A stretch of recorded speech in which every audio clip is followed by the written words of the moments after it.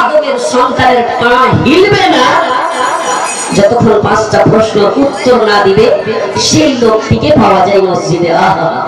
মুসলমান, তুমি আজকে কোথায় চলে গিয়েছো? তোমার ঈমান কেন টলমল করছে? তোমার হালাত তো খুব ভালো আছে। সুবহানাল্লাহি ওয়া বিহামদিহি।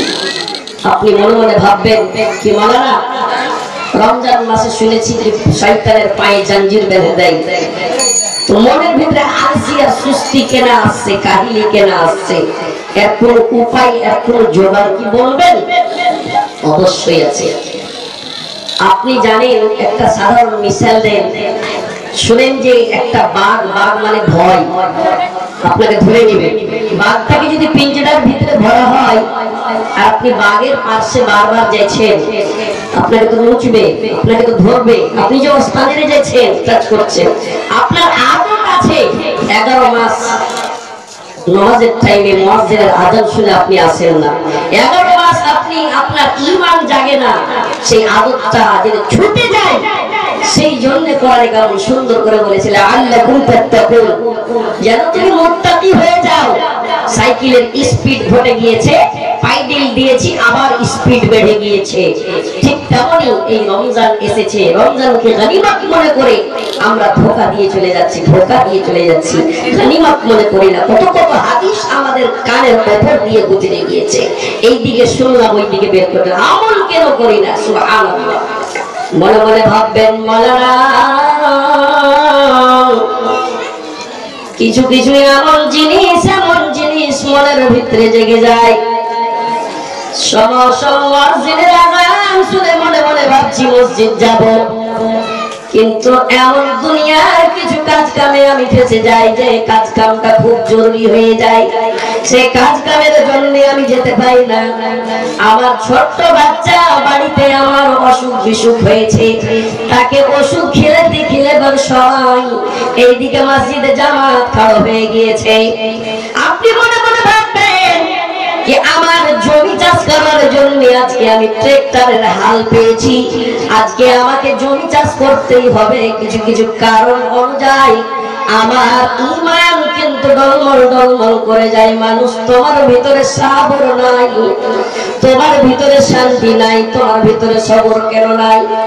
মুসিবত আসছে, মুসিবতের সময় তোমার ভিতরে কেন সবর নাই? সবচেয়ে সর্বপ্রথম তোমাকে ধৈর্য ধরতে হবে, আমাকে ধৈর্য ধরতে হবে, সবর করতে হবে।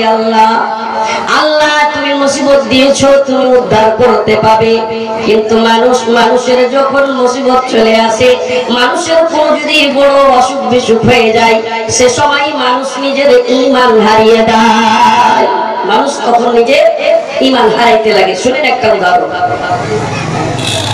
আজ না হয় কাল তুমি যাইবা কবরে, যাওয়ার সময় দেখবে চেগো তোমার সবই রইবে পড়ে, যাওয়ার সময় দেখবে চেগো ঘর করলা বাড়ি করলা চলো বাড়ি করে, হঠাৎ আজরাইল সামনে খাড়া গো, নিবে কলিজাটা চিরে, কোনো কথা শুনিবে না গো। সুবহানাল্লাহ। ভাবছিলাম আমার শুনবেন, মানুষের যখন কোনো গ্যারান্টি নাই। আমি একটা কথা বললাম, যখন মুসিবত আসে, মুসিবতের সবাই মানুষ নিজের ঈমান কিন্তু হারিয়ে দেয়। বিজয়ী গ্রামের উনি এমন মানুষ, তার বিয়ে হয়েছে খুব সুন্দর মহিলার সঙ্গে, মোটামুটি 10 বছর হয়েছে, সন্তান নাই, বিয়ে হওয়া, যাকে আমরা নিজের ভাষায় বাঞ্ঝা বলি। খুব আরমান করেছে, ডক্টরের ইলাজ করছে, করতে করতে আল্লাহর কাছে দোয়া করছে, আল্লাহ একটা সন্তান দেন, একটা সন্তান দেন, একটা সন্তান দেন। আল্লাহ গো, সন্তান যদি দিবে মাদ্রাসায় পড়াবো। আল্লাহ তোমার কাছে আরমান আছে, আমি আলিমের মুখে শুনেছি মাদ্রাসায় যদি সন্তানকে দিই, সে আমাকে খাবার দিক কিংবা না দে, আমার জন্য মরে যাওয়ার পরে আলেমের মুখ থেকে শুনেছি এমন 3টি জিনিস যদি জীবনের বুকে করে যেতে পারি, তাহলে কবরে যাওয়ার পর আমাকে সেই নেকিটা আমার জন্য সামনে পৌঁছিতে থাকবে।